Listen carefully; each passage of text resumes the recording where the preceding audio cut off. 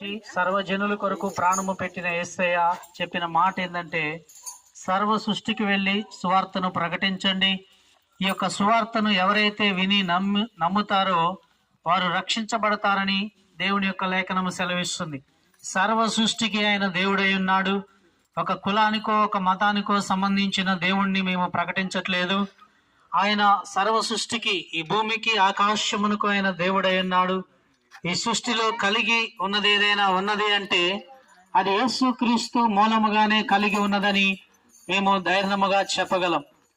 కాబట్టి ఆయన మరి సర్వ సృష్టికి వెళ్ళి సువార్త ప్రకటించమన్నాడు. కాబట్టి మరి మరణాన్ని జయించిన దేవుడు, సమాధిని గెలిచిన దేవుడు, మరి అనేకులు మనల్ని ప్రేమించి ఎవరో కూడా, మన తల్లి గాని తండ్రి గాని మన కుటుంబ సభ్యులు గాని ఎవరో కూడా ప్రాణము పెట్టరు. కానీ ఆయన మన స్నేహితుడిగా